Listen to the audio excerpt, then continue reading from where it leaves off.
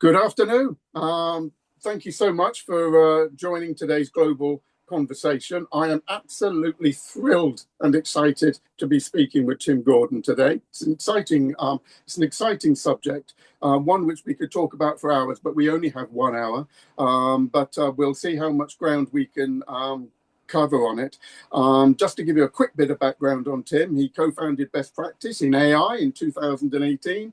He advises on AI strategy, governance, and use cases. 2015, he founded Digital Statecraft Academy, which offers fellowships in association with Cambridge to government leaders from around the world who want to engage with the challenge of the algorithmic age. And he is a trustee at Full Fact, a fact-checking charity, and was previously CEO of the Liberal Democrats, and he worked with Paddy Ashdown.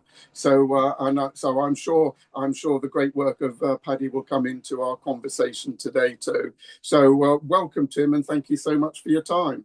Thank you. It's great to be here. Working with Paddy was one of the highlights of my career, so it's great to be talking to an institution named in his honour.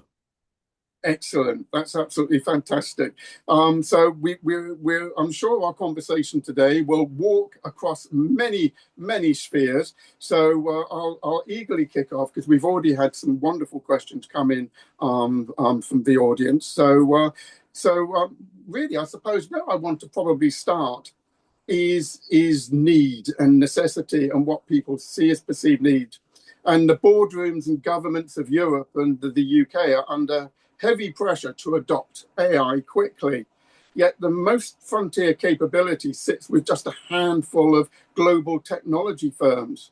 When you look at this balance, what does a realistic path to protection and sovereignty look like to you? And what do you warn governments against in terms of ideas and AI and security, not just as a sovereignty point of view, but as people's individual rights too? Wow, so quite a lot in the questions as a starting point. And I think, we can all see the big sweep of where things are at the moment. So this technology boiled up largely out of a lot of it out of the UK. So the first big wave of the current AI boom sort of came with the AlphaGo moment in 2016 that came out of the DeepMind team based originally out of the UK. But we're in a place now where we can see effectively three or four broad models emerging. You have a US that basically is all in on a massive capex intense rush to try and build a machine god. So you've got these big frontier labs, which are basically hoovering up billions and billions of dollars, transforming the industrial sphere with the amount of money they're pouring into building big new data centers, sucking all the content out of the globe to try and basically build these machines that will get better and better on a sort of promise, which is on one level very exciting. It's these amazing tools that could transform the world with their intelligence, and another level quite scary because fundamentally it's about taking all the jobs and replacing all the human cognitive labor with machines. That has blown into a sort of effectively a global race with China. And obviously, one of the things I would observe about AI is AI's become the way we talk about politics more generally. So we can go to that a bit later. But clearly, in terms of the global race to who's going to dominate the 21st century, China fundamentally also believes that AI is, if you like, the apex technology in that race. And China very much is trying to put AI into the whole mix for three big reasons. Firstly, they're worried about getting old before they get rich, and therefore they're trying to use AI to transform the entire economy in terms of productivity and build a new story. Second thing, they're obviously very focused on control by the CCP. So how do they make sure this becomes part of a security apparatus and a societal control apparatus? And third, most directly, they're thinking obviously about the potential for conflict in the South China Sea. And on that basis, they believe there's a military revolution coming and AI will be at the heart of it. So these two powers that basically are in the race. And China is a source of open source models, which is a different economic model, but essentially they're probably 6 to 9 months behind the US in terms of where they're going. And then you've got Europe, and to some extent the UK sat in the middle going, oh dear, the 21st century is looking like a somewhat scarier place. We've got a Donald Trump that's rampant. We've got a whole new political sense. What do we do? Where do we go? And so trying to find a way through that is clearly a big challenge. Now, there are a few other players out there as well. So you've got the Middle East that basically is going, we've got lots of money, we've got lots of sun and therefore cheap power. We can become a big AI data player. You've got India that's going, we can build our India data stack and offer a new proposition to the global south in terms of how we take this forward. But for Europe and the UK, it comes down to trying to work out where we want to sit and how we want to play it. And part of the challenge here, I think, is there's very absolutist views, particularly coming out of the US, which is you have to be driving towards the frontier, you have to be getting there. And I think the strategy for Europe, and we could talk more about this, is how do we work out where we actually want to be independent Where do we want to basically have close allies with the US in terms of maybe the cutting edge of cybersecurity? And where do we want to make sure we're building our own play in terms of sovereign AI models and so on? And then the second big opportunity for Europe clearly is to say, look, we're going to be really good in certain specific areas. How can we make sure we can use those to have a seat at the big table? And so Europe has got ARM, which clearly is listed in the US, but is headquartered in the UK. So we've got one big chip production source. And you've got in the Netherlands, you've got ASML, which is the company that makes the incredibly complicated machines that make all the chips. So there's all these various gambits coming into play. I can go anywhere on any of those, but that's the big picture scenario at the moment in terms of where people are looking at this. Cool. Thank you so much for that. So straight away, we're looking at sort of safety and security, and to a level, we could be talking about of autonomous resilience too, of where we can actually create that in such a shifting market and a geopolitically uncertain world. So where do you see AI governance, and how do you see it belonging really at the heart of operating model rather than as a bolt-on? Do you see it integral within even a development life cycle? So I think there are three layers to think about this. The first one, just to sort of build on the political story, is effectively the world is in a world where we all know we need AI regulation. We know we need more control of these systems because we know they can do quite impressive things and often quite scary things. But effectively, we're in a prisoner's dilemma, which is if you're going to basically start regulating, you want to do it in a way where everyone globally is being to regulate, such that you're not putting yourself in a perceived competitive advantage. And if you think about, we've had a series since the ChatGPT moment, we've had a series of AI safety or security summits.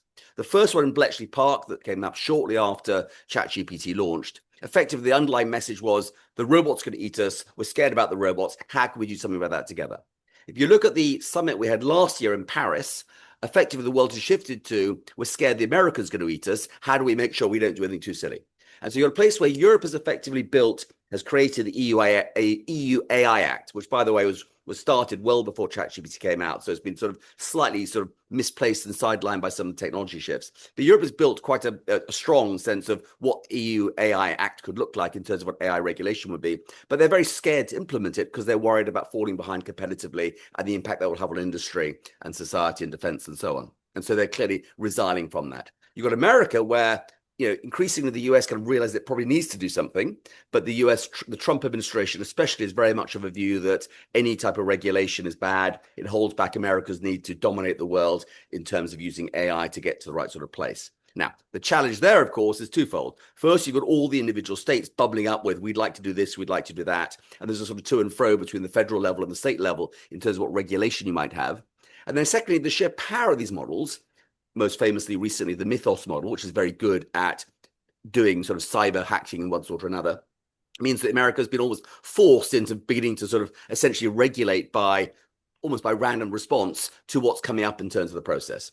You've then got China, which actually has probably got some of the most sensible AI regulation. They've actually written pretty good Gen AI type regulation, but clearly sitting at the heart of that is an assumption around the power of the state and what you can say or can't say about the leadership. That means probably we wouldn't want to necessarily aspire to that sort of regulation. And then you've got countries like Singapore and Japan and so on, which are taking often very interesting views on this positioning, but a bit differently. So that's the first level, that's the government level. The second governance level is basically inside organizations. And part of the challenge for organizations at the moment is that when they thought about AI compliance historically, it's very much been a sort of board, traditional compliance type role, which is coming down, chasing down the people who do silly things, slapping on the wrists and doing all sorts of other things to get there. Agentic AI, and agentic AI is effectively AI that goes away and does things for you, needs governance built into it from the get-go. So let me give an example. If you have a typical sort of tool, might be an agent that goes away and books my holiday for me. So it's got to get access to my calendar. It's got to get access to my credit card. It's got to get access to my preferences, my health history, Lord knows what else, to go away and come up with that. And therefore, the governance has to be built in from the get-go, which is, what can it do? Can it spend beyond a certain level? Where do I as a human need to be involved? What's it going to do with the data privacy around the stuff it pulls out and so on? So corporate level is going through a real shift where they're having to rethink what AI governance looks like and how they take it forward. And the final version, I think that really does matter to a lot of people, is what's our personal positioning on this? And I think that's really, we could never underestimate how much we as individuals are also responsible for the AI use we're using. And that will range from, are we making sure we're not putting anything into these machine tools that, give away personal information about us? Are we making sure that we're checking that what it comes back with healthcare information or financial advice or mental feedback, whatever it might be, we're really making sure it's the right sort of place. And I think that getting that sense of individual understanding of these tools, of their strengths, of their weaknesses, of hallucination and so on, is going to be really critical, both for sort of protecting ourselves and our families, but also actually in the long term for societal protection. Because we're moving to a world with a whole range of information changes coming and so on. The bottom line in all this is going to be, it comes down to individuals ultimately supported by the state, supported by the people, getting this right. So I think there's all sorts of levels when you begin to think about the governance challenge, all of which are coming our way. Cool. Yeah. So I mean, these are conspiring issues, conspiring problems. So how do you see sort of malicious actors sitting outside of governance rules, and how do you feel best practice could be agreed upon amongst the major actors there? And what do you think best practice might even look like, given it's an environment that shifts from hour to hour, let alone day to day? So I'd like to talk this is maybe about my work at Full Fact. So Full Fact is the UK's leading fact-checking agency or charity. And historically, we've been very focused on trying to make sure that, politicians or journalists don't come up with some nonsense. We go and chase them down and we say, could you please apologize? Could you please correct the record? We're moving to a world, though, where actually what's driving the vast amounts of misinformation, disinformation out there is what's coming out of the machines now. And we're moving to a world in the next few years, I suspect, where 90% plus of the content we all consume will fundamentally be, delivered via a machine, whether it's directly because we talk to a chatbot or because we go and read an article that's been generated by AI, or we see a video that's been generated by AI, or someone uses AI to sort of edit what they're doing and bring things back. So the way to think about content, I think, at the moment is, because we're all using these AI tools, the first draft of most of the documents you read has been generated in Silicon Valley, because they take all this content, they suck it in, they've got trained in the US context with feedback and loops and so on, and therefore it's very much representing a certain worldview and so on that sits behind a lot of it.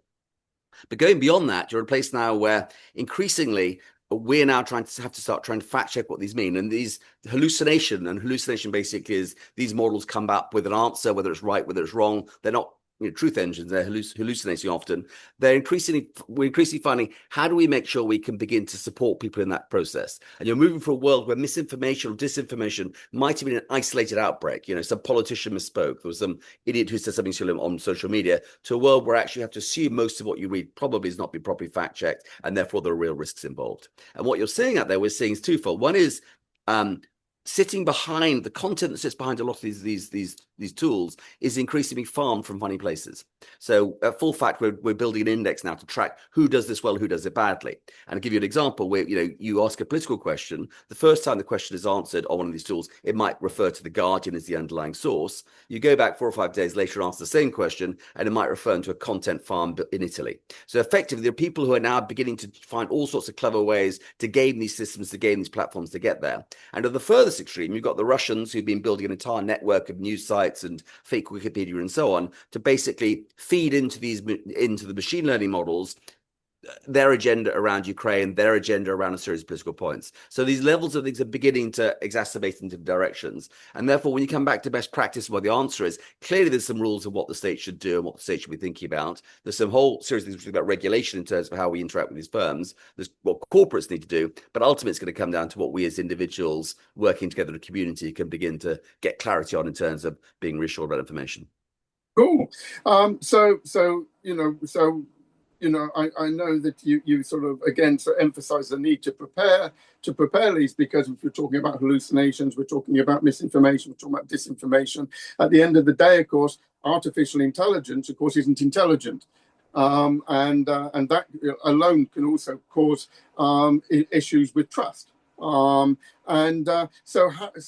being a systems person, I very much talk with boards about the importance of understanding relationships between things rather than the things themselves, and how, for example, different decisions can impact on one another. So whilst you can look at something in isolation, it looks if it's performing great. When you start looking at different points of view and different connections across a set of operations, of course, you can actually be dropping performance. So where do you think such introduction of technology, where you need to have management sort of rethink management and leadership practice? So I would observe from my work that probably businesses are engaging with AI or need to engage with AI on 4 levels. The first level is around personal productivity. So it comes in, it's a tool, it's often handed out across the staff. If they're unlucky, they get Microsoft Copilot. If they're lucky, they get Claude. But fundamentally, this is a tool that's being used by people to do their jobs more efficiently. And the challenge for firms there typically is twofold. One is, how do you make sure you've got the training and the tools rolled out? But secondly, then how do you make sure you've got in place the rules of the road? How do you make sure quality control is happening? People are checking the output. You wouldn't blame an Excel spreadsheet for getting your numbers wrong in the same way you can't ultimately blame AI for getting your output wrong. And then there's sort of more subtler questions, cultural questions like, is it acceptable to write an email to your boss using these tools? These are sort of questions out there. The second way in which businesses are engaged, organizations are engaging with this, is how they can use it to change and automate individual processes. So maybe it's the marketing process, maybe it's the accounts payable process. They're using these tools to do this. And by and large, businesses can know what they're doing there because they're used to this. The difference, of course, being that AI doesn't always give you exactly the same results every time. So it's a sort of different mental model. But two other areas I think are more interesting. One is it's beginning to change the way information flows inside organizations. So it's beginning to break down some of those barriers between functions and barriers between different silos, you like, inside organizations, how things work. And it's beginning to change also the barrier between the firm and the outside world. So there might be stuff you would once have outsourced, you now do in-house. Marketing, copy, design, MVP production, and so on. And equally, you might start outsourcing other things, maybe your finance function, because suddenly you're in a place where these models could do things better in a different way. And the fourth and final one that I think is the one that is the bit that we're only at the beginning of is understanding what this does to the industry dynamics and the business you're in.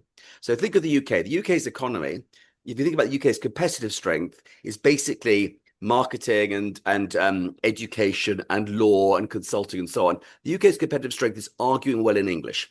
That's what we're really good at in this country. That's really why we are the world's second biggest services exporter. We argue well in English. And the thing this stuff does out of a box really well is argue well in English. And that fundamentally means there's a massive change coming, I think, to the economic dynamics of a large chunks of the economy. And actually working through what that means, working through how you can prosper in that world is a really exciting, interesting, and sometimes scary part of the job.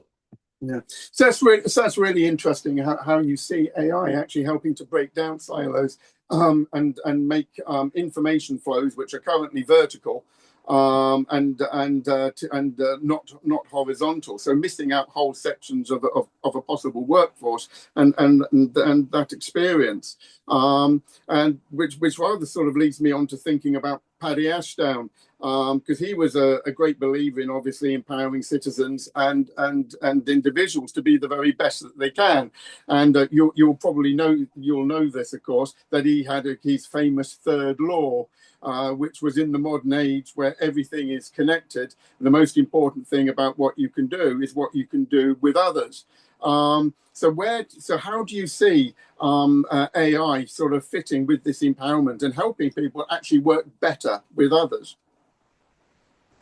So I'm in two minds on this, to be honest. On one level, I think part of the challenge we face is that the way we've governed and run our countries is based on a technological paradigm that no longer holds true. So we've always believed that basically, or we've known that essentially decisions can't happen faster than humans can act. Now, humans act faster and faster, but we're moving away from a world where the speed of human thinking and human activity defines the pace of change. The second, I think, is we're moving to a world where it's not only so possible to be very clear which human is responsible for what output, what human is responsible for what action. So typically, if you like, an underlying premise of governance is there's always a human involved, and that's what we're trying to hold on to the AI age, but faces a challenge. And the third is clearly the challenge to the national sovereignty as you emerge with these planet-wide platforms, these planet-wide systems, and so on, that begin to change things. But I have to say, hew more and more to Paddy's thinking, which is that actually, if you think about what people need in this day and age, and people say to me, what do my kids need? What do children need? And so on. I think it's three things. One, it's curiosity. They've got to be interested by the world. They've got to really think through, how can I learn about stuff? How can I use these? How can I think about things?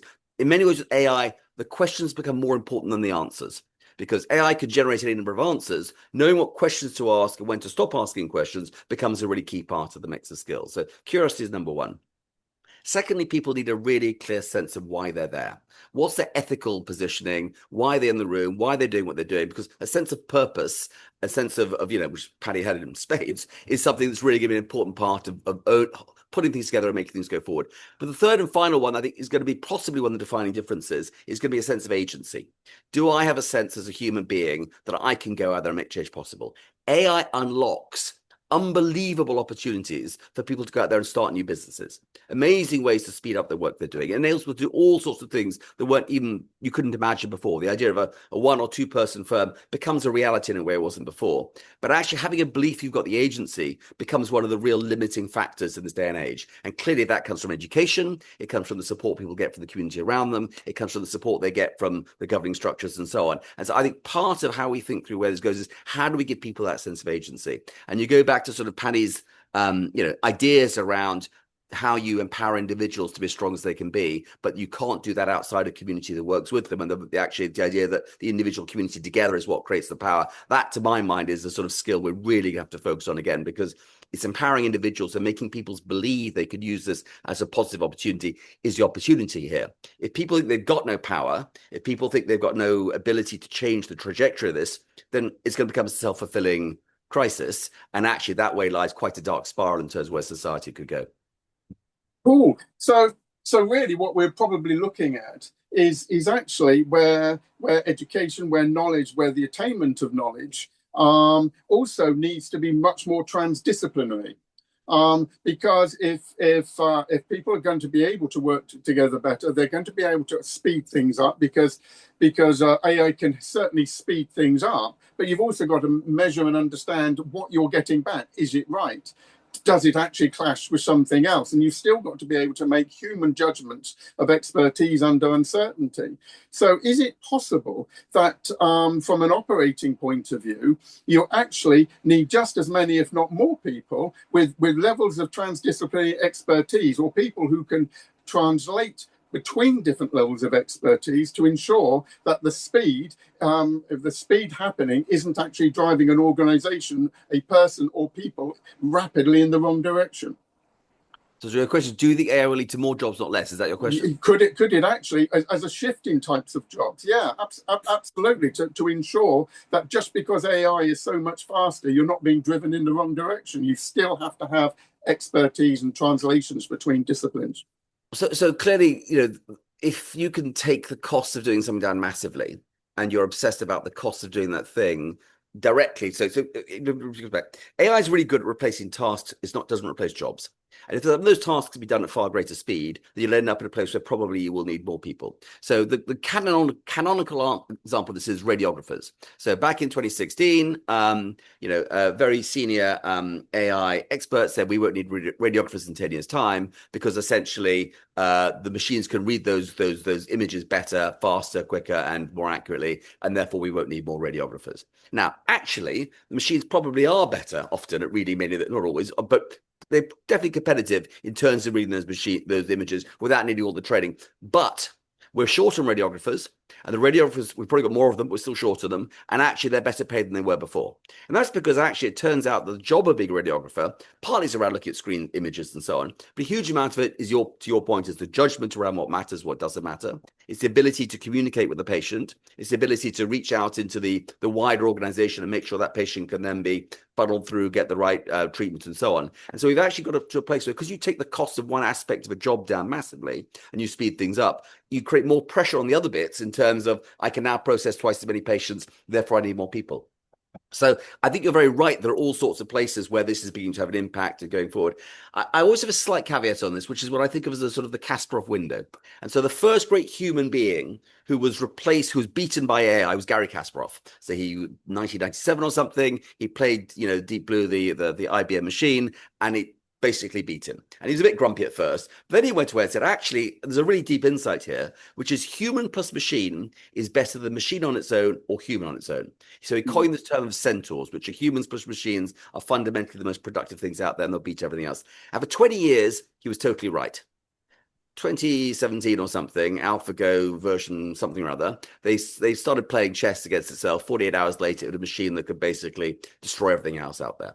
And so when it's sort of this window, I think if you look about tasks, they move from these things that are best done by humans to things that are best done by centaurs, and that are then ultimately best done by machines. And there's this moving frontier that's going to move around. And some things I think won't end up being better done by machines. I think we will over time reward human beings for being good human beings.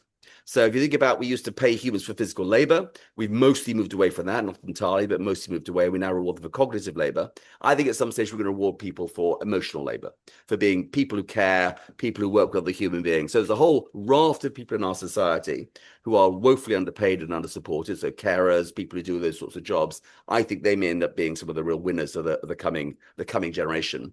At least I hope they are, because frankly, that to me is like, one of the positive views as to where AI can go. And there are lots and lots of negative scenarios. I'd rather hope one of the positive ones comes true.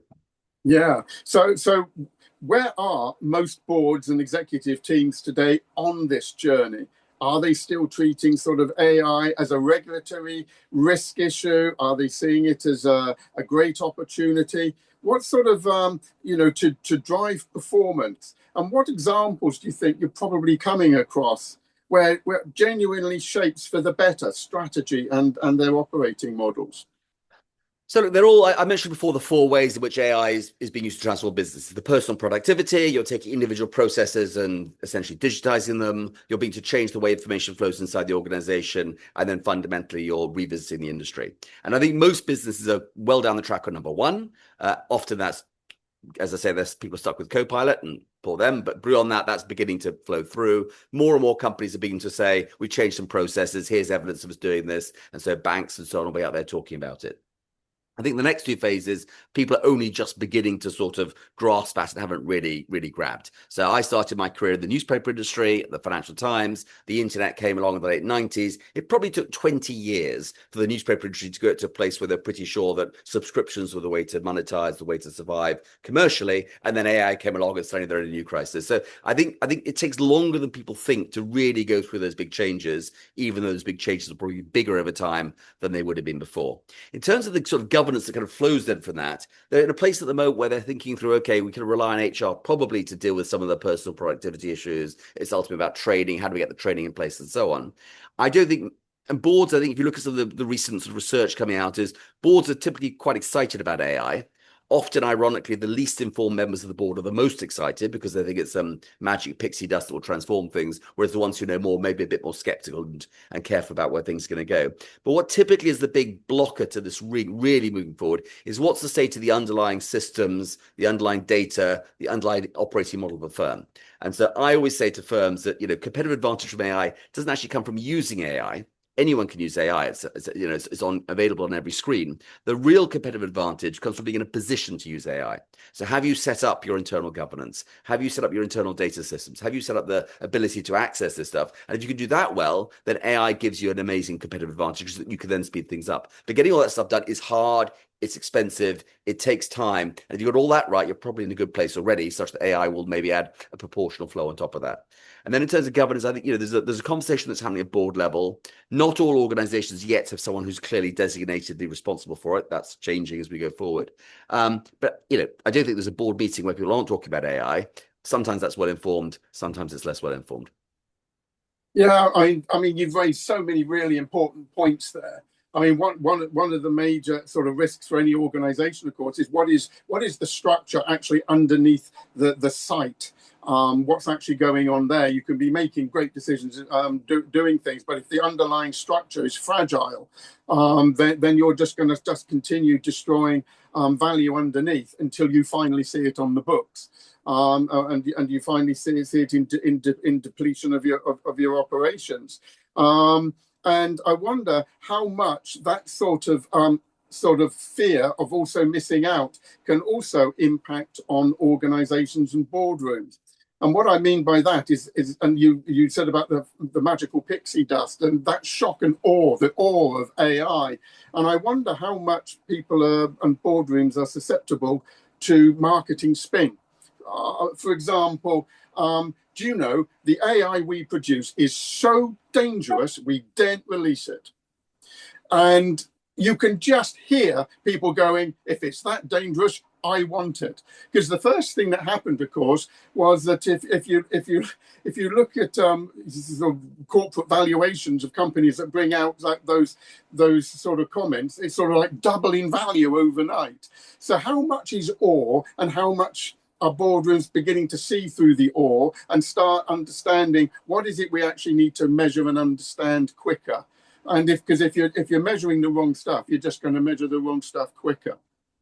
Right, I think you're right to be skeptical of some of these stories. So when even before ChatGPT came out, when they had GPT-3, which is 3-4 years ago, OpenAI were worried about releasing it because it could have an impact on, for example, misinformation and the ability to do things. So I think on one level we're right to be skeptical of some of the claims people are making. And you go back, it's a long been around for a while. Sony PlayStation many years ago weren't able to export their device because it could be used. The chip was so powerful it could be used for military tracking and so on. So it's a game people have played a long time.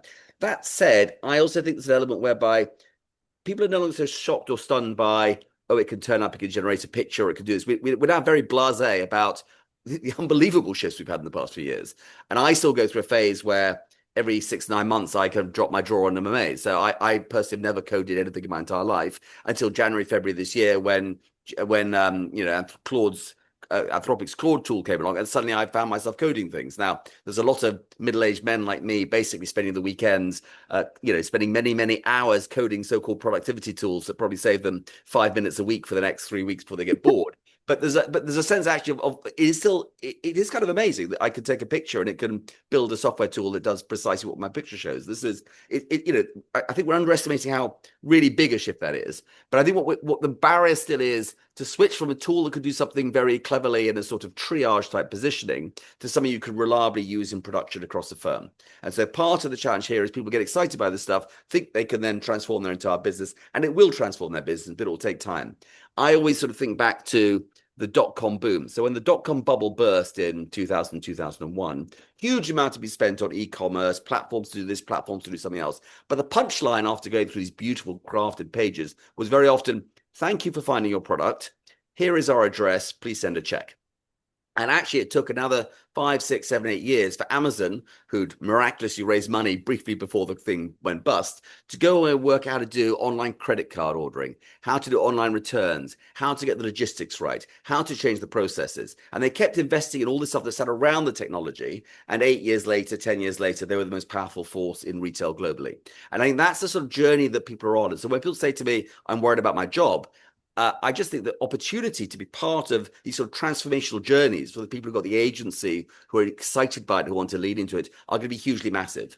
Clearly, people who aren't so excited, there's more challenges. But I just think that's part of the journey we're going to go on. And I think most firms are still in a place where they kind of, there are different places on the cycle, but there's a chance to get there. Cool. So with that kind of movement and being able to build trust, because, trust is going to be absolutely vital. Where would you see there's sort of room for sort of more experiential language models in developing AI solutions for organizations specifically, or groups of organizations, to work together better and collaborate better? That's an interesting question. I think trust, goes from being something which everyone knows they need trust, everyone likes trust and so on. It's always been a bit hand flappy, and are we in a survey or some sort of Edelman trust barometer or something? I think trust becomes something with real dollar, pound economic value, because part of the game of AI, being good at AI, is you're sharing information across the piece. So if you're a retailer, for example, that basically brings your suppliers into a room and beats them up on a regular basis to maximize your pricing power, those suppliers are not going to share information with you. And therefore, you will not be in a position to build the sort of models that sit across industries increasingly, which are going to be, predicting demand, predicting supply, able them to enable more efficient and work things better. So being trusted by people is going to be a really good way to actually have an economic value, which I think is a positive story. I think there are all sorts of interesting ways of thinking about how those sort of cross-organizational models are going to work, and some are probably quite extractive. So think about the Uber model. Uber built a model which basically enables you to the power, if you like, is shifted from the hard physical cars to the algorithm that sits at the center that pulls things together. So that these big US platforms are fundamentally finding ways. And if you look around, there are more and more of these platforms emerging, and that's, if you like, the ultimate AI investor playbook is, how can I build a platform that can extract things? But on the other angle, you've got a series of people who are thinking of ways which you can use AI to build better conversations, to try and break down the polarization in our society and so on. So the work being done, for example, in Taiwan by Audrey Tang, Minister out there of digital transformation, or probably now ambassador at large, but it's all about how do you basically use these tools to better conversations across the divide and get people to a better place. If you look at, for example, some work that was done recently and published in the FT about AI chatbots. AI chatbots are depolarizing because fundamentally they all crowd towards the center, they crowd towards the average, and are therefore less depolarized than some of the social media debate we're having. So there's all sorts of people beginning to experiment with these tools, and there's stuff happening in the UK as well in terms of how do you have a better national conversation by bringing people together and having a sort of a better flow. But the risk behind a lot of this, I think, also though, is we're being essentially you're putting a machine between two humans. And so there's a huge number of places where you can actually have better quality conversations because the AI can mediate things, but the process is also disintermediating the human. And so you're seeing this beginning to emerge in all sorts of places. I mean, from people who thinking about their compliance processes, they use AI to produce all the compliance documents. They don't therefore really have to stop and think about what goes into them, which is the whole point of most of these compliance processes. Right through to inside offices or inside workforces where people are. There's a great cartoon which is here's the email that was produced by ChatGPT because I couldn't be bothered to write it, and someone getting the email going, I turned that email into a bullet point because I couldn't be bothered to read the whole thing. And so we're getting to a world where, if you think about journalism, for example, more and more of the journalistic cycle is being done by AI. So a company they're using AI to produce their annual results. They're getting AI to produce the text that goes around it and maybe the speech from the chief executive. That's then being passed by robots at incredible pace to produce automated content that talks about it, where someone else is then using this to basically pull out a summary and take it through. So AI is going to become more and more every step of the way. And the valuable thing and the economic thing and the human thing is going to be the human interaction that continues. And that's why I go back to my point before, where hopefully we'll end up paying for that good human beings, what we pay for, as opposed to some of the producing thousands and thousands of pages that may never be read by a robot. Yeah, I mean, that is such a good point. And again, there's so many clear identifiers because it is about human contact and it is about humans dealing with one another with a machine in between them. And it rather reminds me of a wonderful quote by Groucho Marx when he said, if you can fake sincerity, you've got it made. And so we're about that word caring. I suppose, because if you can develop agents that are sensitive to information, because AI doesn't care what the outcome is. It has no mind, it has no body, it has nothing organic about it. But humans should care about the outcomes.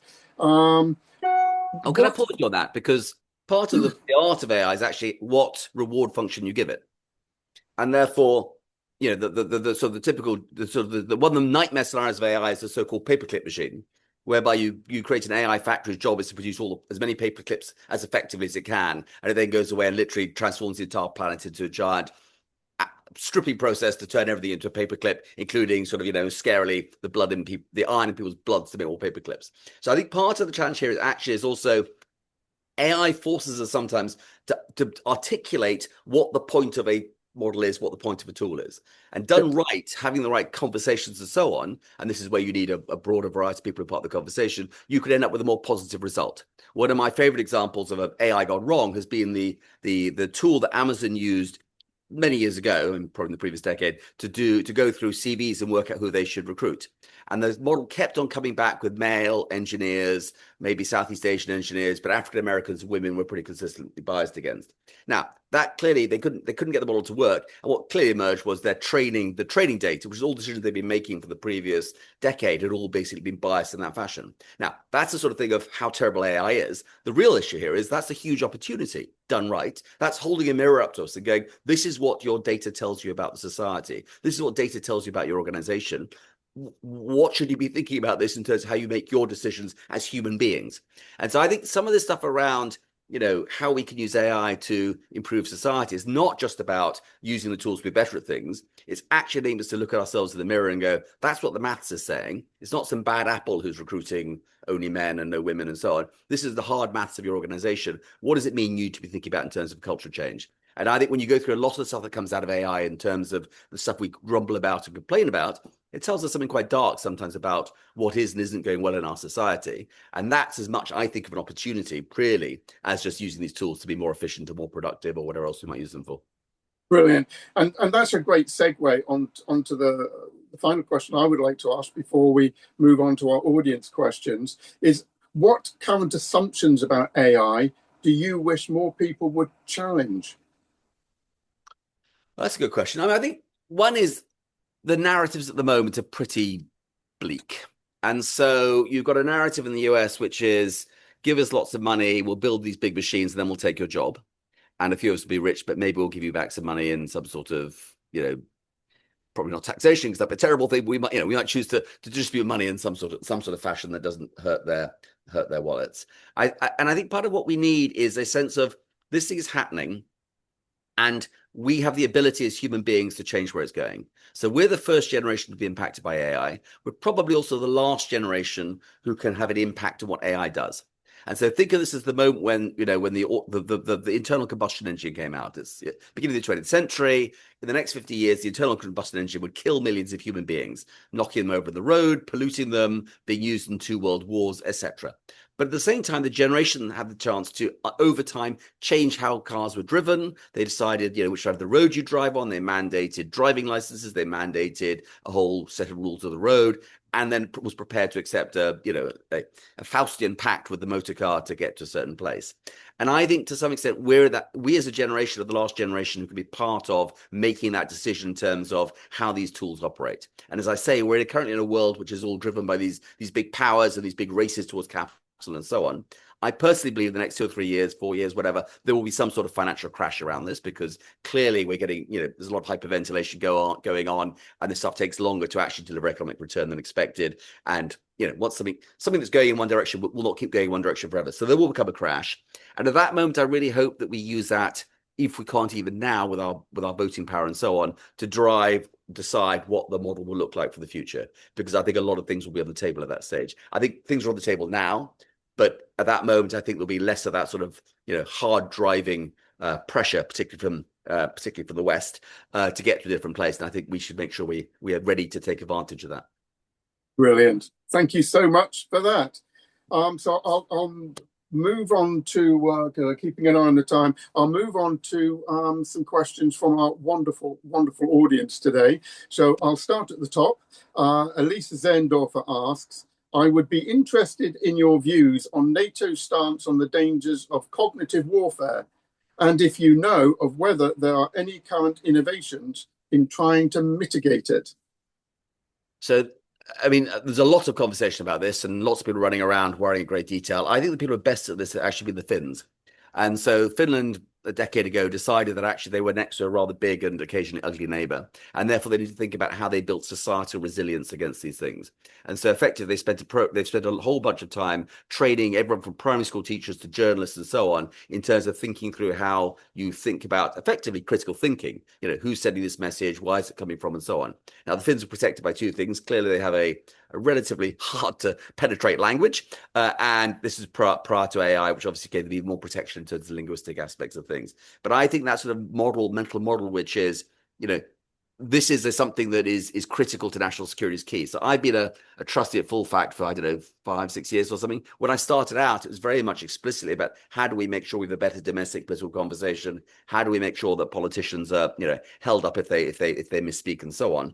I think it's moved from being that almost being a national security question, which is how do we make sure that the information world we're all relying on and the sort of assumptions we've made about this sort of secure information environment becomes something that isn't being turned against us and being turned against each other. And it's not that there's a attempt to tell a complete fib or tell one story. It's to undermine all truths. It's effectively to carry on with the sort of the sort of French philosopher approach, which is almost to say, what is truth?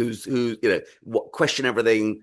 And now clearly you need to question things. You need to have your own mental model. But if we move away from a world where there is a sense of fact and a sense of truths, clearly that's massively undermining for societies like ours, which are based on a clear sense of there is a truth.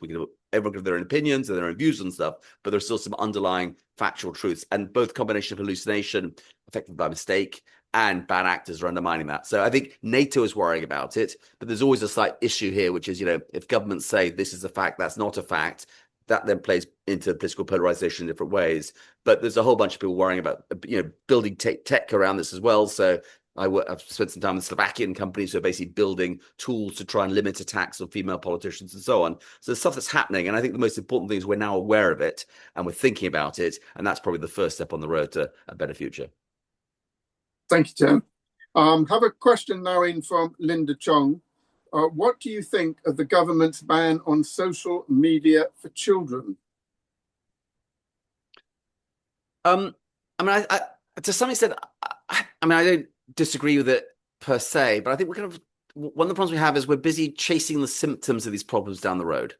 And if you go to the heart of what the problem is that the incentives for the big platforms are all about selling attention and selling advertising.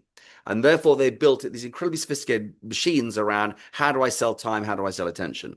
And that to my mind is the bit that we need to find a way to step into and be more focused on. So, how do you get to a world where you're being to challenge some of those underlying assumptions around the attention economy and so on? Because I would observe that I spend too much time in this stuff, that people I know around me spend too much time in stuff. So how do you change that? More specific for children, I think there is a different argument, which is they should be spending less time on screens and more time, playing with their friends and doing other things, reading books and so on. Having got teenage children of my own, I think there's a few barriers to that. And I think I could also say that, given how good they are with passwords, whether we'll stop them getting access is another question. But I do think there is setting a tone and a precedent for the generation of kids probably who are younger than that, where it's not expected they start doing these things, and hopefully that will get to a better place. But a sort of final thought, it does always strike me that every generation has its own thing that's a terrible thing. And whether it was video games or horror films or rock music, every generation is obsessed with something being terrible. You go back to the 19th century, young women reading novels was seen as being a massive threat to society. So, I have a lot of sympathy with the concerns around this at the moment, but I think it's a bigger picture as opposed to purely that direct question. Thank you, Tim. Question in from Eleanor Rylands. What plans are there to prevent widespread social unrest as people lose their jobs to AI and are unable to feed themselves? Is it time to dust off UBI? Also, the vexed question of young people unable to access first jobs that are fast disappearing to AI. How do you enable young people to get experience? So, I think those are great questions. If I challenge a few of the assumptions, I think personally, every industrial revolution at the end ends up with more jobs than there were at the beginning. And so, but there are certain groups on the way who suffer. So if you're an Indian weaver, South Indian weaver in the Industrial Revolution, it was pretty grim for you. For humanity as a whole, it was pretty good. And I actually believe that for some of the reasons I outlined earlier about the importance of care and paying people to be good human beings, and I think there'll be more jobs at the end of this. And I believe that's a good thing. And I think we should aim for more jobs because jobs, while they're a relatively modern construct in the course of humanity's journey, I do think people need some sense of purpose. And it's important that the jobs at least are part of that. And hopefully AI will make those higher quality jobs and jobs, as I say, that lean more into being good human beings as opposed to maybe some form of some of the tougher jobs that people often do. I think that in the short term, there's a good challenge around how young people get more jobs. I think if you look at the data, it's very mixed in terms of whether people are losing jobs or whether those jobs are going away. I think things like, for example, overhiring during COVID, the working from home and so on, those are also things that are driving challenges for young people to get jobs. And some of the companies which are leaning most heavily into AI, so Shopify, for example, they are very much a heavily into AI company. They're an online retailer, and they've doubled the number of interns they bring in because they believe young people are more likely to be AI native as opposed to some of the older members of staff. So I think there are different models as to how this is going to work through. But I also think some of the models we've got that my generation had, at least around, I join a company, I stay there and I get trained in certain ways and so on, are going to begin to break down. And that's why I go back to the point before, which is, do young people feel they've got agency to use these tools to have all sorts of new ways of accessing economic freedom and personal aspiration, whether that's they're using it to start a business, whether they're using it to become a creator, whether they're using it in all sorts of different ways to have different job things. I think that's going to emerge over time. But as I say, the dividing gap will be people who believe they can do this and people who struggle, who may not believe that. And clearly there are going to be parental and economic and social reasons that break that up. And so us investing in education, us investing in giving people that sense of agency, I think is going to be critical to this. But I do think this is going to be one of the political issues that will define the next generation, next election. And I think it's very clear we'll have a whole bunch of people pushing a sort of a techlash view on this, and people who may be sort of slightly out there with the sort of, oh, it's all wonderful, we shouldn't worry about it at all. And I think it's germane on considered politicians to think through there's an opportunity, there's a challenge here, but how do we give people the training? How do we give the people the support to get there? In terms of professional services, I think professional services will be bigger than they were before because we'll need more partners to sell more, this stuff at a greater pace. But I think the training the young people up and the sort of the apprenticeship model that I went through when I was working in some of these companies, that is going to be at risk. And I think it's both an entrepreneurial opportunity to create new versions of that, but also we're going to have to think through as a society how we incentivize certain firms and certain organizations to take young people on that learning journey so that we can train the next generation of experts who can use AI and bring their governance, their judgment to the table, because learning judgment is something I'm not sure we teach in education at the moment, and that'll be key to an education system for the future. Thank you, Tim. Alice Soronessian asks, do you have advice about how higher education should adapt to AI to remain effective? So I work with various lots of universities, and many of them are a bit of a funk about this. I mean, I think one thing that I just think does matter still is learning how to learn and learning how to think. And so I study medieval history, which is of limited use to anyone, unless you believe that the decline of the Roman Empire, which I studied, is a useful model for the world at the moment. But I think the thing I learned how to think. And you think about British university education, at least, I always think it bifurcates into two sets of topics. There's engineering, there's medicine, maybe computer science, where you learn how to fix problems. And there's everything else, economics, geography, history, languages, philosophy, whatever else it might be, where you're learning how to argue about problems. And Britain's very good at training people to learn how to argue about problems, which, as I say before, is part of our economic challenge with AI. But I think there's an element of you still want to force people to go through some of that really boring stuff and that learning stuff to get to a place where you kind of learn how to learn. Now, you can then use AI as a tool to do lots of things at greater scale, but I think you still want to go through some of that. Second thought I'd have is, I don't think people should be allowed to graduate with a history degree unless they've done some sort of project or some sort of work with machine learning. How could machine learning be used to transform our understanding of history, whether it's analyzing trade data, or whether it's looking at archaeological finds, or whether it's analyzing documents. So I think there's all sorts of ways in which people can begin to use these tools to do what they're doing better. But I would really be wary about losing some of that core learning of stuff in the first place, because I think that's kind of an important part of where we go.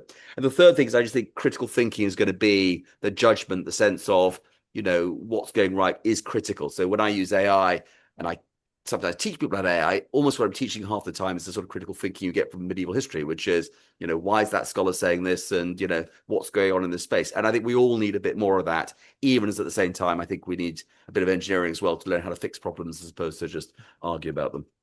Absolutely. I'm sure there's a lot of engineers out there say we need more. Absolutely.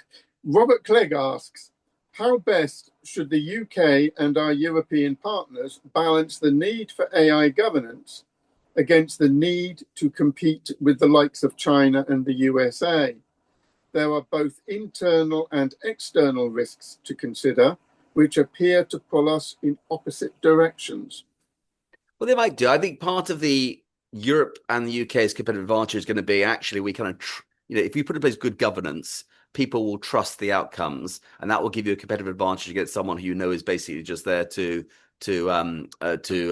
scrape your information and do potentially scary things with the data they're capturing. So I think there is a competitive positioning and branding position that Europe can get, but to get there, we need to be investing in the underlying infrastructure, the underlying opportunities to get there. And so you think about the UK, for example, we're actually very, very good at startups, lots of great startups. What we're bad at doing is unlocking the capital to help startups grow to be big companies. And so part of our challenge is how do we get better at that sort of thing? Now, it's not we lack money.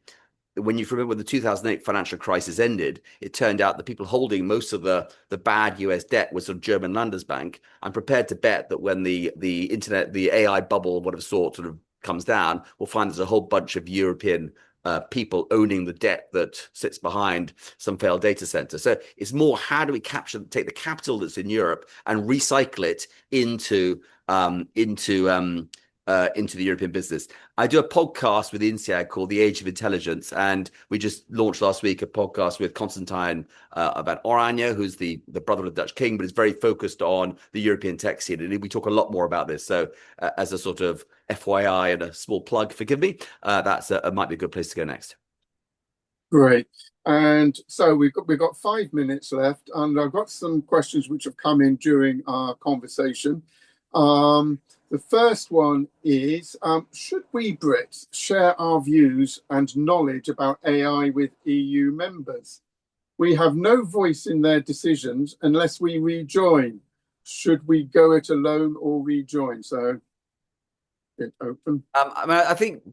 I mean, two separate questions. Should we rejoin the European Union? That's a longer conversation and one which we fought all sorts of Brexit campaigns I've used on, but happy to discuss separately. In terms of working with the Europeans, I mean, we're doing that already to some extent. And I think, part of the debate at the moment has been about which funds do we get access or not get access to. Clearly, London is the single most vibrant centre for early stage AI, for VC investment. I think we're capturing 40 or 50% of the European early stage AI investment cycle at the moment. And the data's out of date now, but a few years ago, research on British AI startups showed that more than half had at least one founder who was born overseas, often in Europe. And so, French mathematical talent comes to the UK and so on.